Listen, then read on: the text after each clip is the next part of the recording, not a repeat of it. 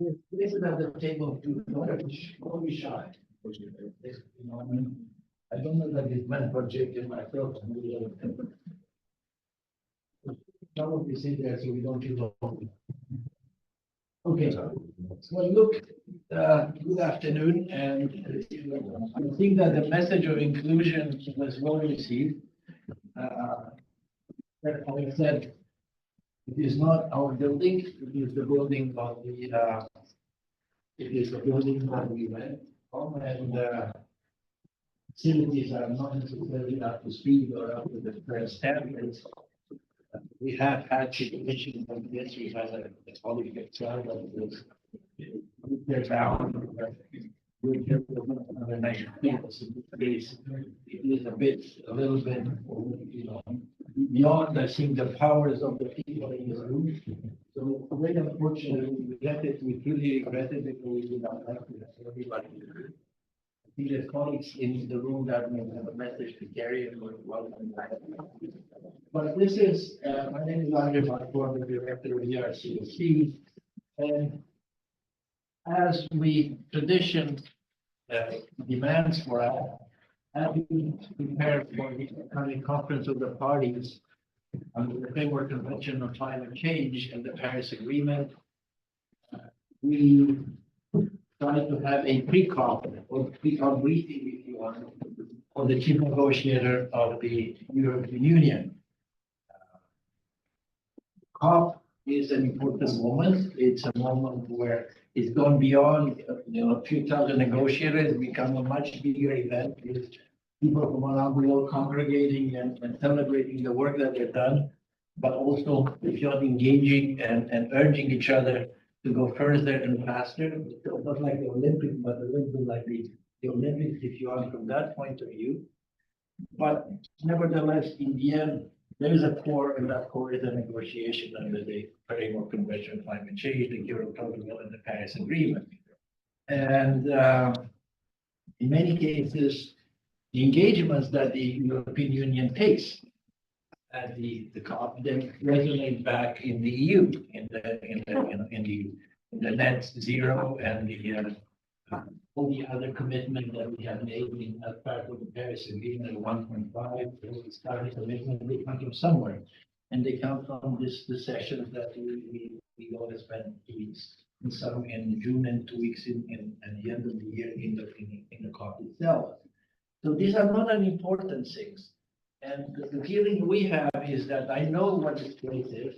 I know what Brussels is, a place that is concerned about line items and what you commas in every directive and what have you.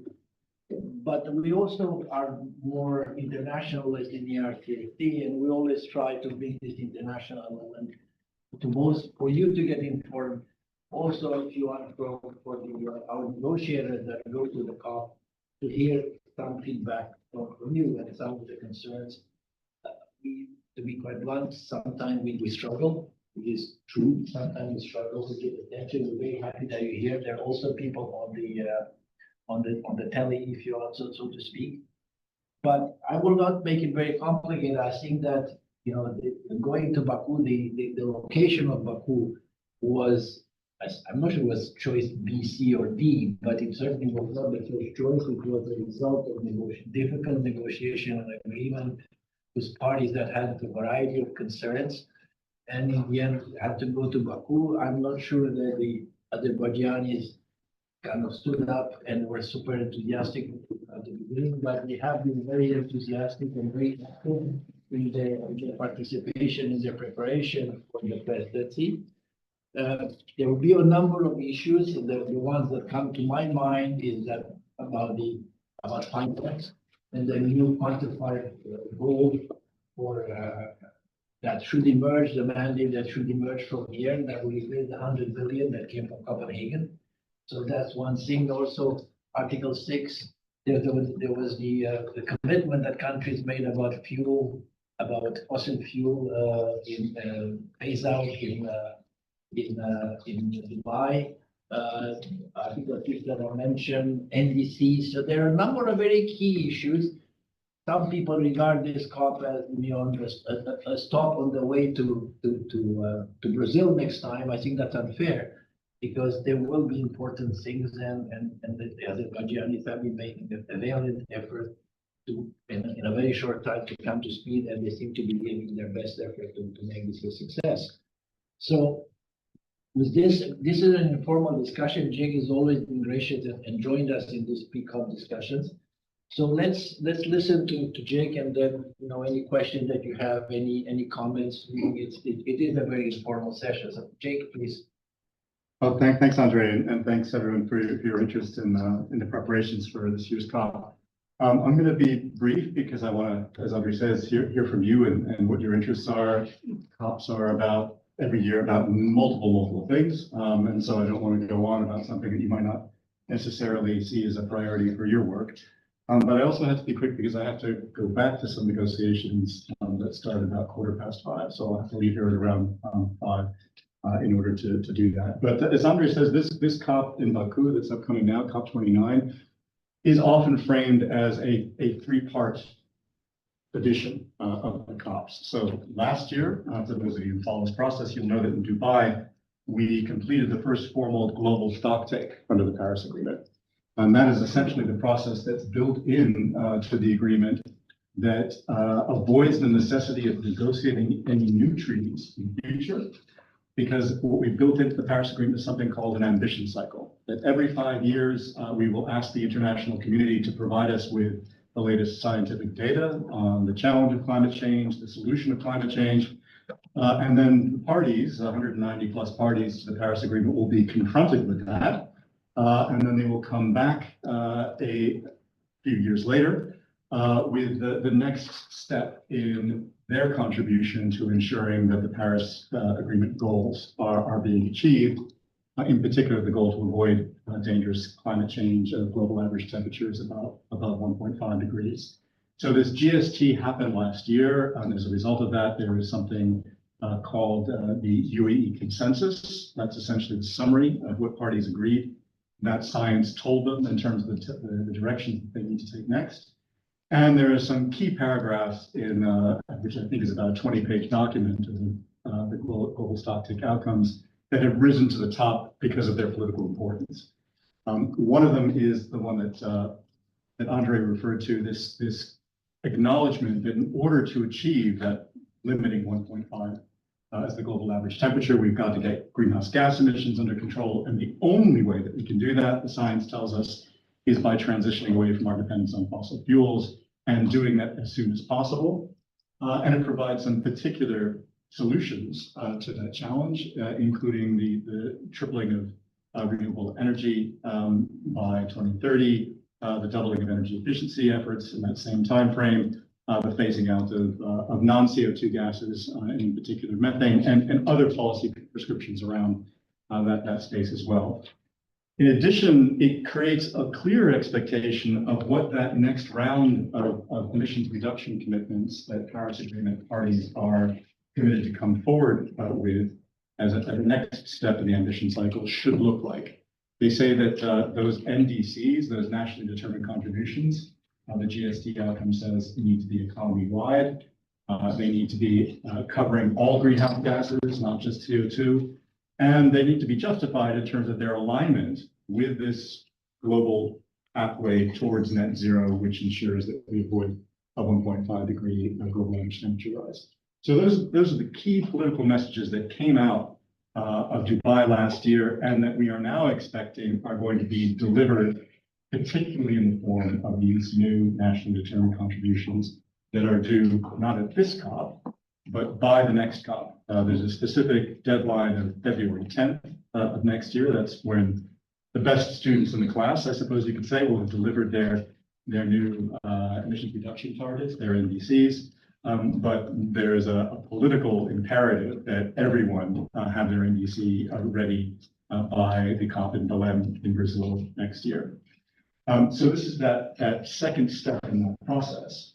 What does this COP have to deliver? It's not the NDCs, as I said, but what's specifically on our negotiating agenda for this year is what Andre referred to as the new collective quantified goal for climate finance, the NCQG.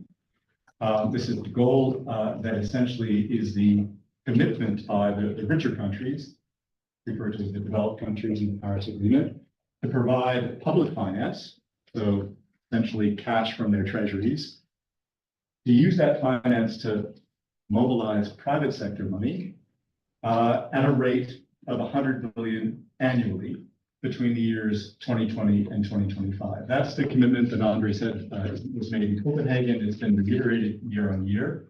But that commitment essentially ends in 2025, and these negotiations are about what goal will replace that goal. It's obviously important for both political and practical purposes because at this point in time, in theory, all parties are preparing their NDCs. Those developing countries that are reliant upon support in order to implement those NDCs are going to want to know how much money is going to be flowing in the post-2025 period, which is when the NDCs are expected, the next round of NDCs are expected to engage and begin to be implemented. So there's a relationship between what we're able to agree in Baku this year and the momentum that we have to generate for the production of NDCs next year. So that is the key negotiating deliverable for next year. It's what everyone is and should be concerned about, obsessed about, and I can get into some of the challenges of landing that deal in a minute. The other big negotiating outcome is Article 6, the completion of the rules for international carbon markets. There are a lot of rules already in place that we've negotiated over the years that describe how we intend to implement carbon markets under the Paris Agreement. But there's also an understanding that we need additional ones. And there are essentially two categories of rules that we need under Article 6. One is the category of rules that will govern international carbon markets generally. So any party that is going to participate in Article 6 of the Paris Agreement, that's the provision on carbon markets, needs to follow certain basic standards in terms of the nature of the cooperative approaches for carbon markets that they intend to use to achieve their NDC, their willingness to be transparent about how they're going to implement those rules around carbon market design. And then finally, their willingness to be accountable should they not follow those rules. So standards, transparency, accountability, those are all essential to Article 6 operating, regardless of where the source of the units that are going to be traded in this international carbon market. So that's the first set of rules that are key, and that where there is an understanding that we need some additional tweaks, some additional fixes to the rules that we've agreed already in order for those to fully function in a way that delivers integrity to international carbon markets under the Paris Agreement. The second set of rules under Article 6 have to do with the 6-4 mechanism. This is a UN-based mechanism that will certify methodologies for the generation of offsets in parties to the Paris Agreement, and then on the basis of those methodologies, generate or issue units representing the emissions reductions that have been achieved through those investments. So it's essentially a replacement of something called the Clean Development Mechanism under the Kyoto Protocol. The output of this mechanism will be a 6-4 unit, so a UN certified emissions reduction under the Paris Agreement that can then be traded and used for multiple purposes. But the primary purpose would be to achieving party NDCs. Article 6 units, whether they are being made transparent through 6.2 or actually certified by the UN under 6.4, all have to demonstrate that as a result of any transfers that are being made between countries, that there is no double counting of those units from the country that has generated and sold the unit to the country that is using that unit to achieve their NDC. And this is achieved through something called a corresponding adjustment, where that deduction is made across the two different parties' emissions inventories. That adjustment needs to be made again in a way that's governed by standards and by transparency and accountability. So that's the second big negotiating outcome for Baku. It's important in its own right because many believe that carbon markets are, including the EU, are a very important way of stimulating and incentivizing emissions reductions in countries. a way of making sure that those emissions reductions can take place in as cost-effective manner as possible. And for countries where those emissions reductions can be achieved relatively cheaply, they are a potential source of climate finance as well. They can attract climate finance in investments in their countries with the additional sweetener that through the Article 6 rules, they can then offer not just a return on the investment of that particular activity, but also a carbon offset that can be either used by the investor themselves or sold into international markets. There's a lot else that's on the negotiating table, but those are the big outcomes. The Azerbaijanis who have stepped into the space with a great deal of enthusiasm, Andre, you said they might have been reluctant, but they lobbied very heavily for the opportunity to host a COP in Baku, and they put a lot of resources, government resources, and capacity into making sure that that's a success. So they obviously want us as negotiators to land these two items, but they also recognize that for a COP to be seen as a success to the outside world, the package that emerges has to be balanced in its character. So for parties like the EU that were very happy with the outcome from Dubai, that commitment to transition away from fossil fuels, want outcomes in Baku that reaffirm countries' commitment to doing that. And so we want something in the what we call the mitigation space, reaffirmation of those energy transition targets, for example, a commitment perhaps from countries to include evidence that they are taking the pledges that they made on renewables seriously in their NDCs that they're working on at the moment, for example.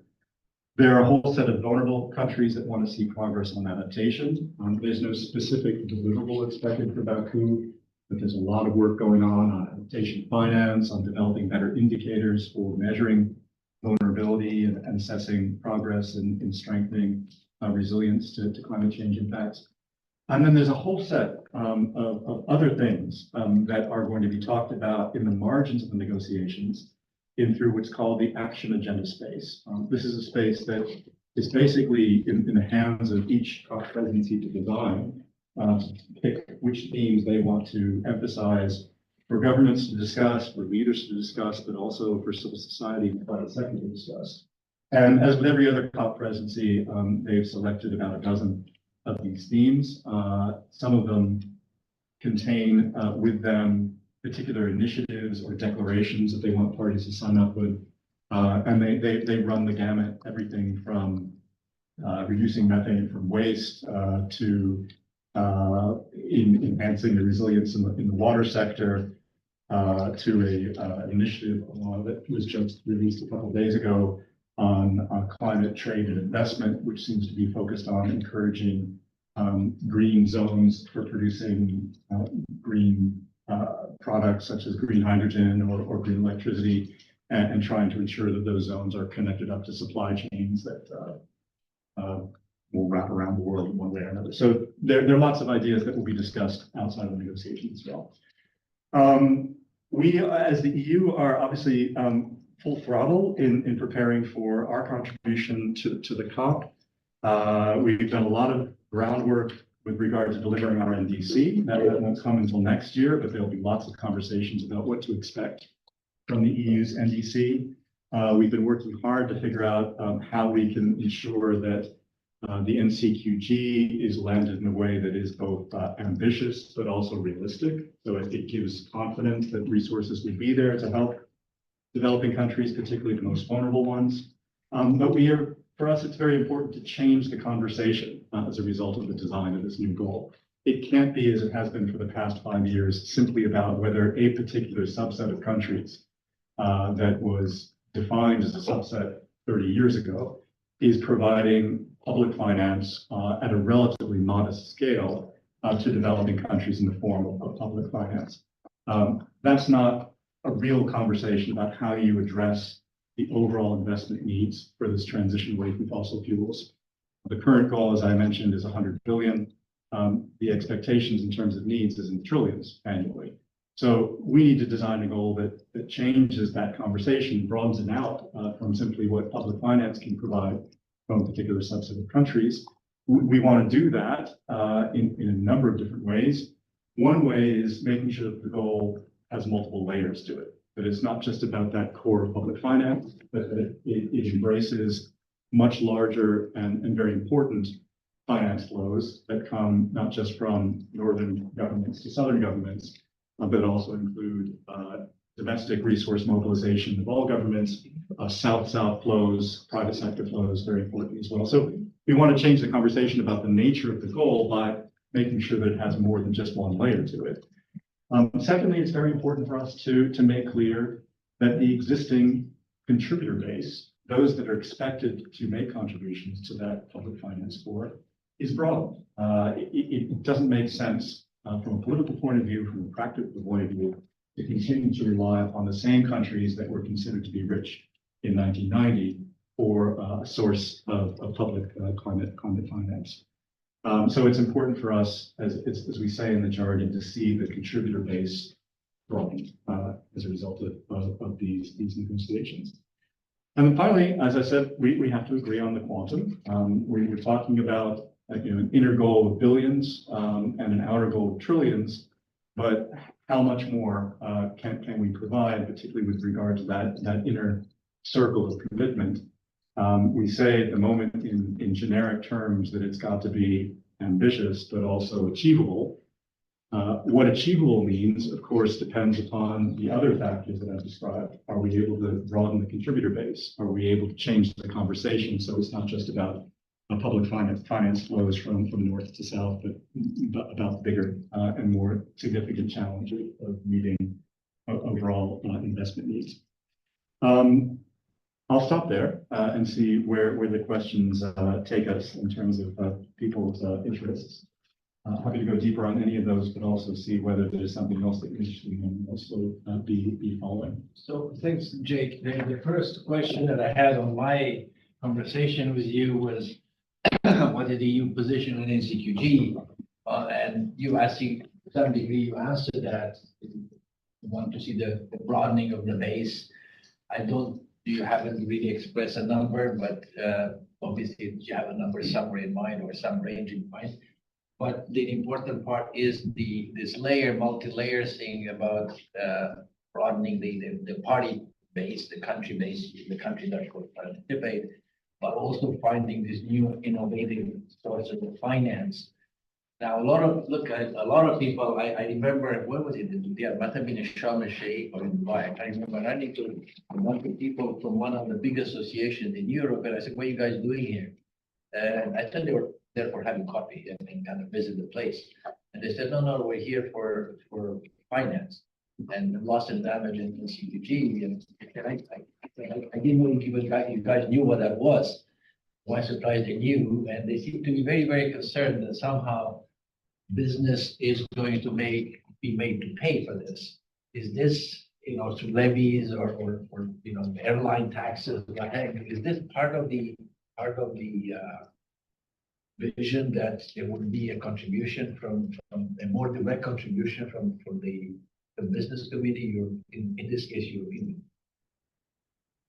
Well, I mean, if everything comes together the way in which the Paris Agreement hopes, business will be paying for it in the sense that they'll be investing in it and they'll be getting returns on that investment, right? So if all of these NDCs that are being developed across the world are fundable, if they are investable, and if they are moving in the same direction that we are clearly betting that the EU economy is moving, then they will be funding it, but they'll also getting returns on it.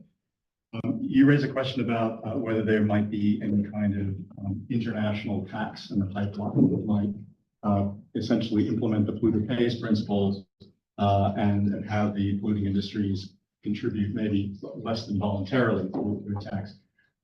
That idea of what we call innovative sources has been mentioned in previous COP decisions, and we're hoping to amplify it in this COP outcome as well. But the COP is not an international taxation authority. As you know, it doesn't have the ability to directly impose any charge itself. There's one exception, which is in the operation of the 6-4 mechanism, where when we certify a particular activity, there will be a compulsory share of the proceeds set aside for adaptation and for administration. But generally, if it's not an activity that we ourselves are managing, we, the climate change regime doesn't have the ability to impose taxes itself. But we are encouraging jurisdictions to do so, whether it's through carbon taxing, whether it's through emissions trading. It's an absolutely economics 101, I think, as people like to say, to make the polluter pay, and then to use those revenues wisely to ensure that we're investing in the right way. But the COP decision itself will not generate that outcome. Do you look? I mean, one of the things that I said at the beginning is that somehow or sometimes the COP decisions, the COP doesn't do anything until it does something. And at some point, they make decisions that have direct ramifications, like the 1.5, the Paris Agreement, and then travel. These are things that have translated directly in the climate law. So the question I have is there anything that could come out of this that could reverberate? I'm not sure how direct you can make it, but relatively straightforward. You can kind of follow the dots from Baku to Brussels. Nothing that immediately comes to mind. I mean, none of the COP decisions that are being taken this time around are going to have a legally binding character to them. So then they're not, unlike the ratification of the Paris Agreement itself, which requires all of its parties to have an NDC. For example, there's nothing of that direct cause and effect nature that I expect. For better or for worse, most of the things that we've been able to multilateralize in terms of signals, directional signals, reflect the pathway that the EU is already on itself. What we're trying to do is use our leadership by example to multilateralize the expectation of net zero by 2050 of the transformation of the energy sector, et cetera. But I don't see anything coming out of this COP that would have a direct effect on EU lawmaking in the way that we've seen previous COPs. Article 6, is as close as we're going to come to producing regulations. We will be, if everything comes together, setting standards and requiring transparency and accountability to operate in a certain way. The EU, to the extent that it participates in Article 6, will be following those standards. But I don't think that they will require it to do anything more than we would already have done in terms of the level of environmental integrity of our participation in Article 6, the level of transparency, et cetera. Jake, we're 10 years from the Paris Agreement. I mean, I think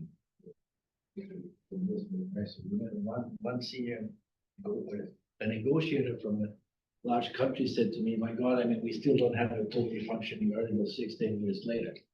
And for the last 2 COPs, we shot blanks." Is there a danger? I mean, is there a danger that we will, three strikes and you're out, or is this you have high hopes that this time the differences will be bridged? I mean, there's not a big secret that the United States and the EU have had different positions in these discussions. It's not a confidential information release, or anybody who's following this know that it's been slightly different visions. Do you feel that, again, I'm not asking you to get into Martination type of territory now, but are you optimistic that this are bridgeable now in discussion that you had maybe from in the head of delegation meetings, things that are coming pre-COP? Did that give you some reason for optimism? Yes, in short, I am optimistic that we'll solve this. I mean, I think that first of all, it's not just the US on one side and the EU on the other side. It's true that on the key areas that have been left open, we have differences of views with the US. Most of them have to do with how much more additional rules do we need in order to make this system function in a way that we think it's intended to do, which is to promote sustainable development, encourage ambition, et cetera, where the US has much more of a laissez-faire attitude to it, and where we think there need to be more basic minimum standards in place for the international community to have confidence that these markets are functioning well. But it is coming down to a few technical differences where I think we're beginning to see eye to eye with the US and the countries that share our views about the desire for stronger minimum standards are also seeing that flexibility on the US side. And I think we will be able to accommodate that. And, as you know, in the interim, of course, the 6.4 mechanism hasn't begun to certify units yet. But that's not because it hasn't been up and running. It has its basic methodologies approved. There are a few gaps that need to be filled, particularly with regard to projects involving removals, where there are concerns about projects like forestry projects, issuing units that then turn out to be invalid if the forest burns down or is lost in some other way. And so we have to complete that rule set. With regard to international carbon markets under the Paris Agreement that don't depend on 6.4 generating units. There are, as you know, bilateral deals that have already been done and that are already operating. It's just that they haven't yet been told exactly how to account for the transactions that they're involved in. Yeah, look, there's also something that has transpired, and I've had a few calls in the last few days. So something that will probably emerge in the upcoming discussion is we had a meeting recently in Accra on something called response measures, which is something that developed countries see it in a different one angle, and the G77 will see it in a somewhat different angle. Is the impact of measures put in place to address climate change and the impact on the cross-border impact of these measures. If I hope the description is somewhat accurate. And that has created a little bit of a storm. There's an article in the Climate House. Kind of no developed country has shown up at the meeting, and that has created a bit of a political storm in some capitals that we are aware of, and that may come back in the upcoming discussions. Do you see this as an important issue? Like talking to a number of people, and they seem to think that this is a topic that isn't just tradition. They are there, but they're not in the first tier, so to speak. How do you see that? Again, it is beginning, and this is related. It is directly related for the South Africans, for the Brazilians, to what they call unilateral trade measures. And it has been always a resistance on the part of developed countries to discuss this in the FCCC, but they feel that it's a WTO issue. Do you feel this is coming? You know that I love this subject.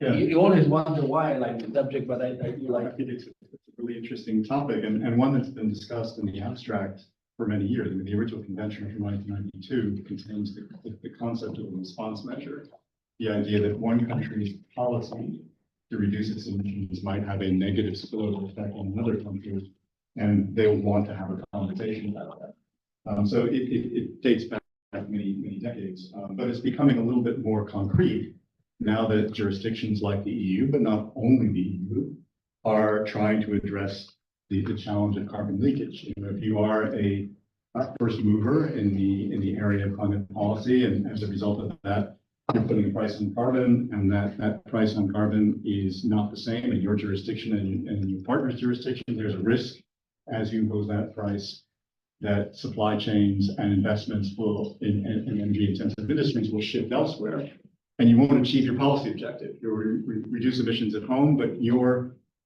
role in the marketplace will create an incentive for emissions to rise elsewhere. And so that's why increasingly jurisdictions like the EU are thinking about putting in place, beginning to implement measures like the carbon border adjustment measure. And our trading partners want to talk about this issue in every forum. They want to talk about it bilaterally, they want to talk about it in the WTO, and they want to talk about it in the UNFCCC Paris Agreement space as well. We don't have a difficulty with that in principle. We have difficulty with the terms on which they want to talk about it. So they only want to talk about the CBAM, and they only want to talk about the CBAM's impact on developing countries. Well, we're in an integrated marketplace where the choices of one country to design an industrial policy that leads to them having a cutting edge ability to produce solar panels at very low cost can have a negative spillover on our economy. We can talk about that as a response measure.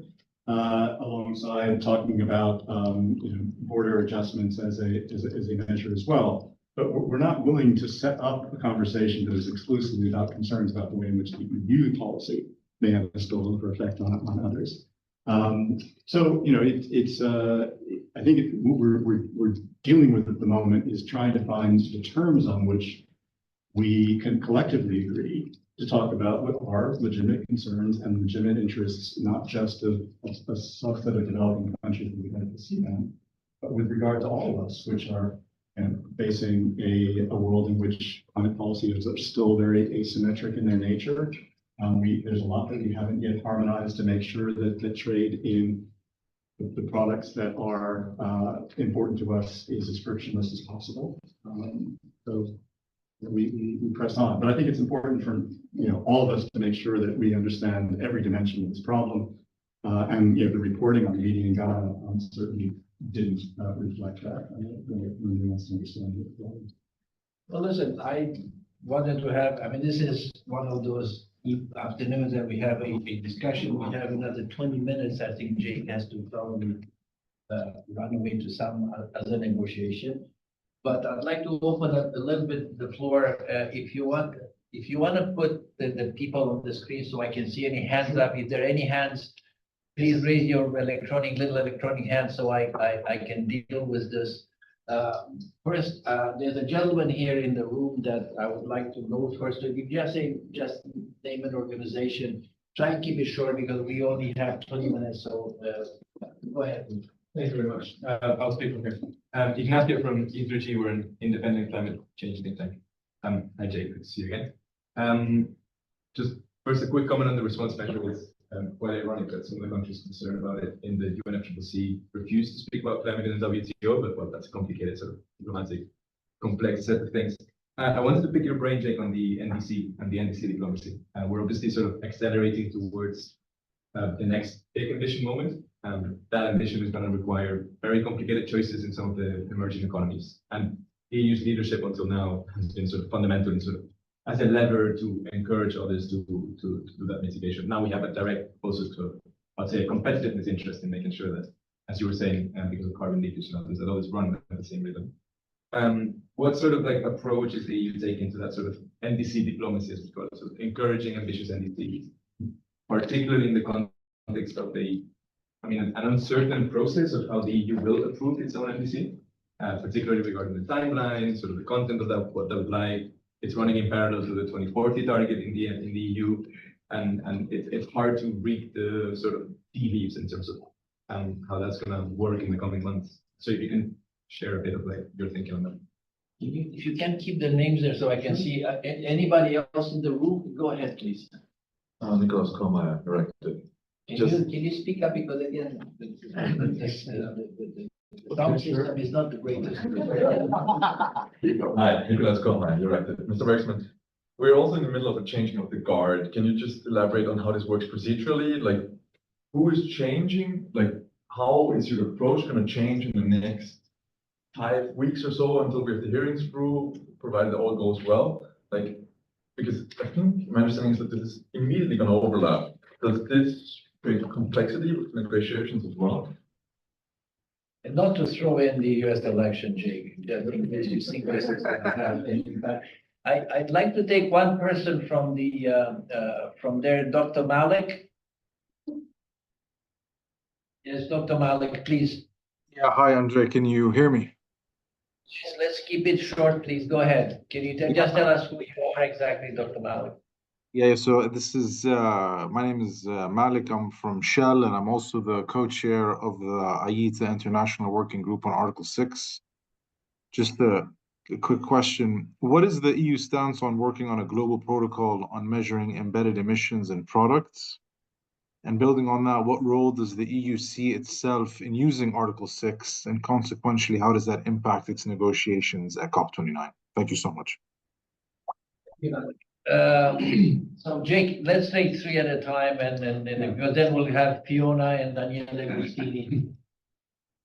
Okay, I have to be quick. So on NDC diplomacy, I mean, we're going to obviously engage from our position of strength, where we have the mandate of this new commission to deliver an NDC. This commission has already produced its expectation that NDC will be based on a target about 90%, below 1990 levels by 2040, and that our NDC will then be extrapolated from that for the purposes of the Paris Agreement. And we have that very strong public document. It's based on an impact assessment. It's based on a pathway that we've built all the architecture necessary to deliver on it. And that's where our expectations start when we talk with our counterparts in terms of what their NDCs might look like. The language from Dubai about economy-wide greenhouse, covering all greenhouse gases, 1.5 aligned, is something that we feel that we have followed in terms of the Commission's proposal, and that we expect our partners to deliver on as well. We obviously, that's with regard to substance. With regard to timing, which is also very important to make sure that everyone delivers their NDCs on time, we are facing a challenge as the EU of meeting the deadline of the 10th of February. We will miss that deadline. And so with our partners, we obviously have to justify why that's the case.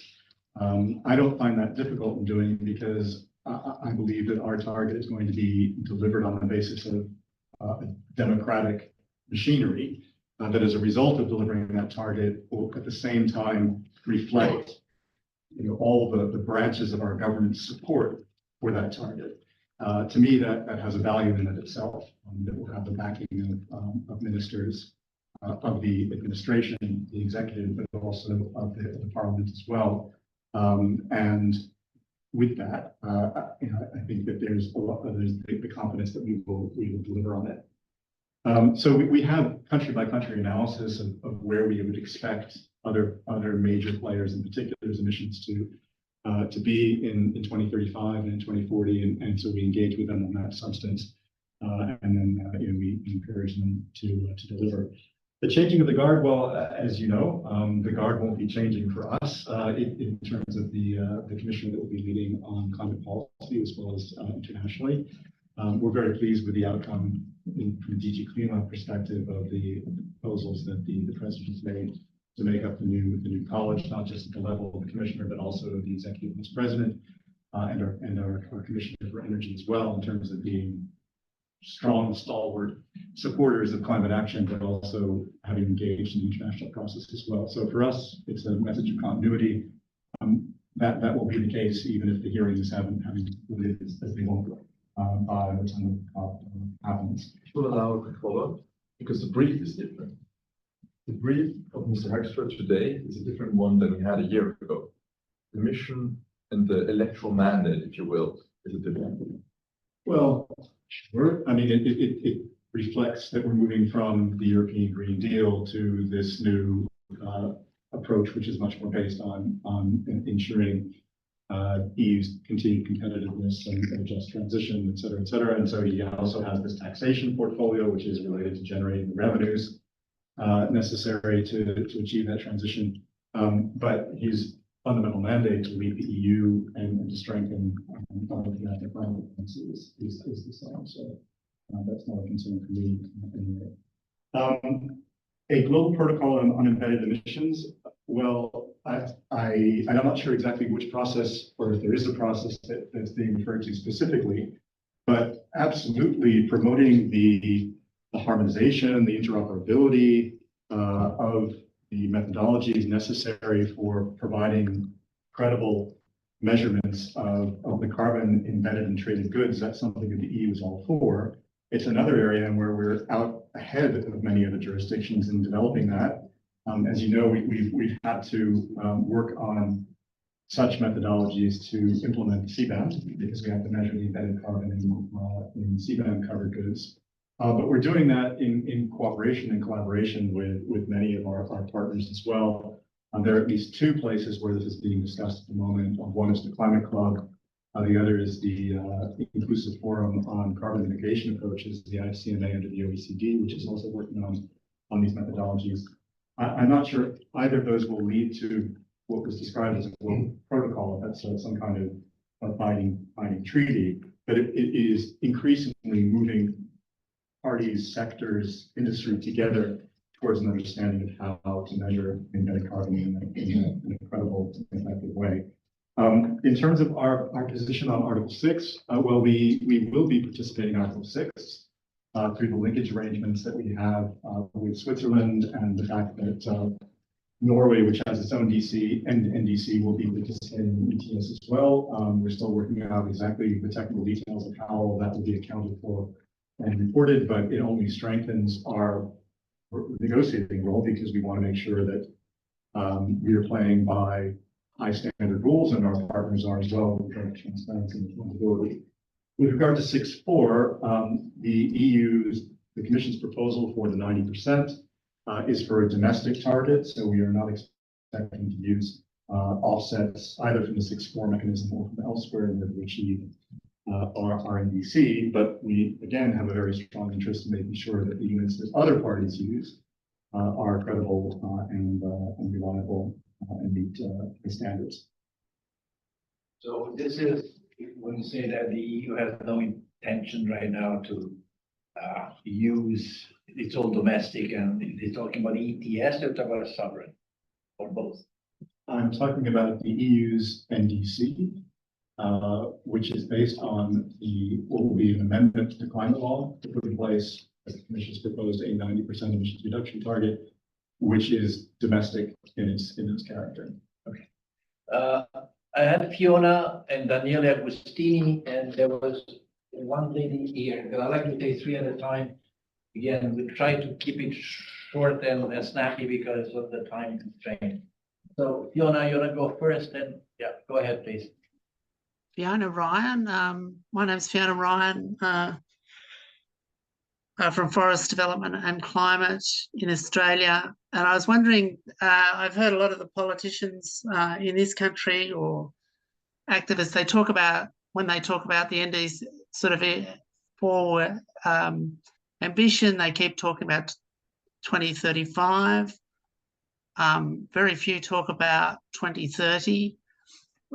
How will that affect the NDCs? Are you going to expect countries to do greater ambition for 2030 and to put in targets for 2035? I don't know whether you can flesh that out. Thank you. Daniele?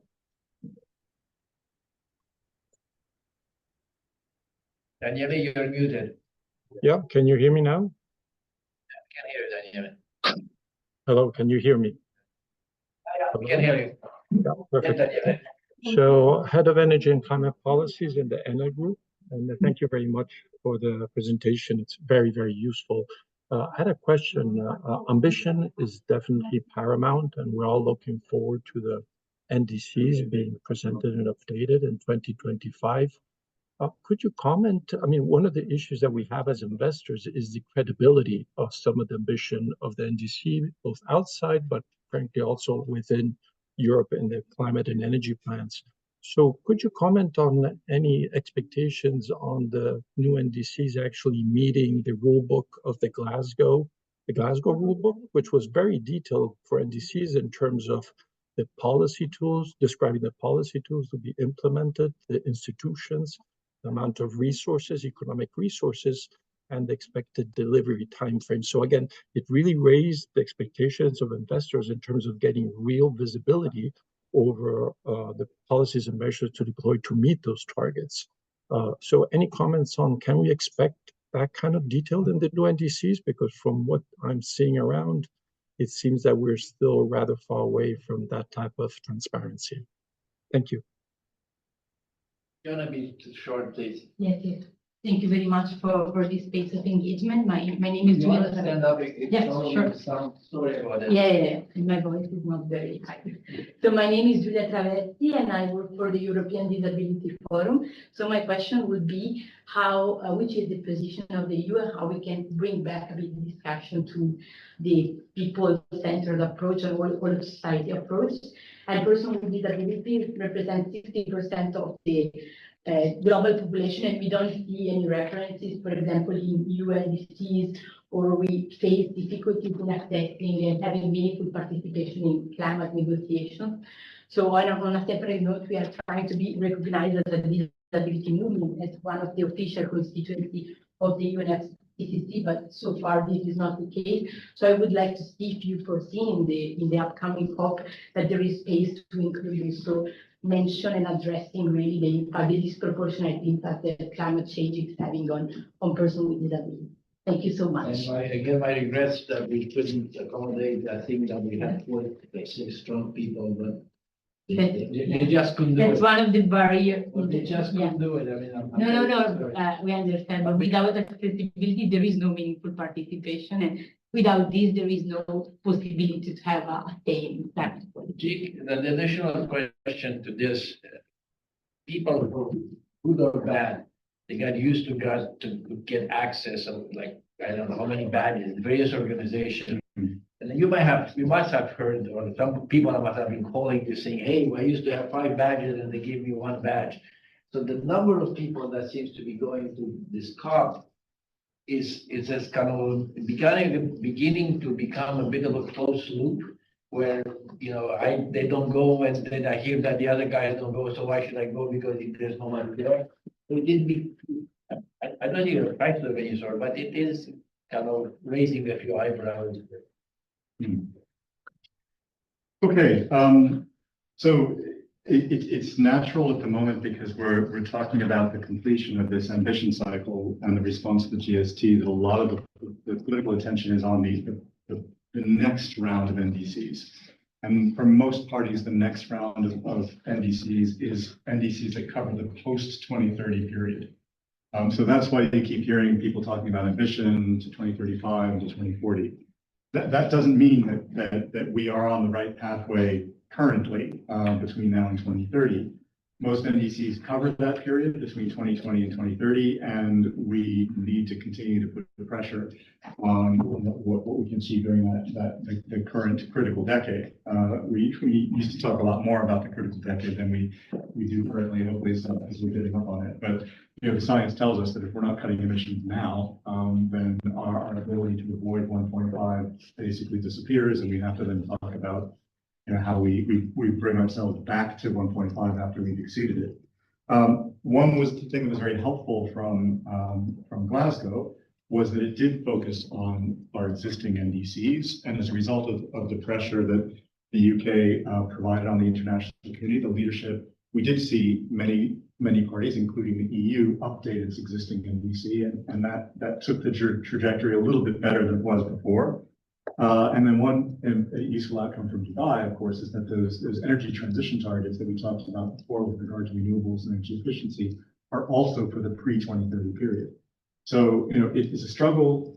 We all have limited spans of attention, I suppose, maybe politicians famously the most, that we not, as the question implies, forget about the near-term challenge as we begin to think about the next round of NDCs. I wasn't exactly sure what was being referred to as the Glasgow rulebook, but I certainly understand the perception that if you look at an NDC, an actual NDC, they are incredibly of variable quality, the ones that have been provided by parties currently. And the EU's is pretty good in the sense that it's got a clear target. We describe the policies that we have in place that will help us to achieve that target. But many parties, including major economies, don't have that same level of detail at all. And so when we're asked, can we expect new and more details from the next round of NDCs? Well, yes, because we agreed in Dubai that they will be economy-wide and they will cover all greenhouse gases. That will be an improvement over, for example, China's current NDC, and that they need to be 1.5 aligned. We hope we'll be able to see that from not just the NDC itself, which is the headline target, but all the information accompanied that you'll be able to see a credible narrative, a credible story as to how each party intends to achieve that. But at the end of the day, the content of the NDC, the content of the information that comes with it is not reviewed by any machinery within the Paris Agreement process. And so it is very much up to each party to do the right thing and provide those details themselves. Limitations on participation, whether it's for the disabled or more generally, I mean, it's something that we need to definitely work harder on. It's made more challenging by the fact that the venue for the COP changes from year to year. We don't know the building. We don't know the sensitivity of the host government to these concerns and these priorities. So increasingly, we're trying to strengthen the standards applicable, and we're starting with the concept of human rights and the respect for basic rights, which obviously apply to all people, but are more difficult to achieve, as we saw today, for people who are disabled, the basic right to participate. And so I think that one entry point for working on that in terms of the COP is these host country agreements that we negotiate year to year, and that are actually difficult to get hold of because countries tend not to want to disclose them until after the COP is over. But the bigger question is how does climate policy become more sensitive to the concerns of the disabled? I can only say that service has not even been scratched in the international negotiations. We're still dealing with what people consider to be the more kind of threshold issues of gender equality, which affects more of the population than disability. The concern of indigenous peoples in the context of things like the investments that the 6-4 mechanism might operate, but disability is still something that we are going to have to work on in a more dedicated way. Yes, we've heard from our NGOs that this COP is basically the presidency, and the secretary is basically saying one badge per delegation if you come from a developed country. Because what they're trying to achieve is two things. One, the size of the COPs is not out of control. Dubai was basically what people refer to as peak COP because that particular host had unlimited resources instead of hosts. Future COPs are unlikely to be able to be that generous in terms of the people that they can allow on site, just as a matter of logistics. So they've got to limit numbers. And secondly, there have been a lot of concerns and complaints, which I understand at one level from developing countries, that if you let everyone have access, inevitably it will be those NGOs from countries that have the most resources that will fly to the COP and fill the seats and fill the space. And there's a concern that is now beginning to affect the politics, the atmosphere in the room. And I find that in turn ironic because if I ever hear NGOs based in the north, all the criticism is of the northern governments and all the flexibilities extended to the developing country governments, but that may be my own perception. I don't think that a dominance of developed country-based NGOs has necessarily meant that the politics in the corridors is also equally biased towards northern country interests. I'm sorry to say this, but I find somewhat disturbing that a little bit public. It's not, well, it is it's approach to rationing that they're trying to. All right, well, listen, Jake, I know you have to go and thank you very much for taking the time and joining us. And I guess in 2 weeks, you're going to be on the way to pre-COP and what have you, and then spending a week in Baku and then come back and then spend 3 weeks in Baku. Yeah. So one thing for sure, you're going to get to know Baku. Lovely city. I'm on my way there next week, so we'll find out. Again, all of you, thank you very much. Unfortunately, could not cover all the questions, and those of you on the Zoom, but it's part of what we think as ERCST. We bring maybe a little bit different, a more international perspective to the discussion in Brussels. We take certain pride in this. And again, thanks to Jake, and we wish you good luck and good Godspeed. Thank you. Thank you. Thanks a lot.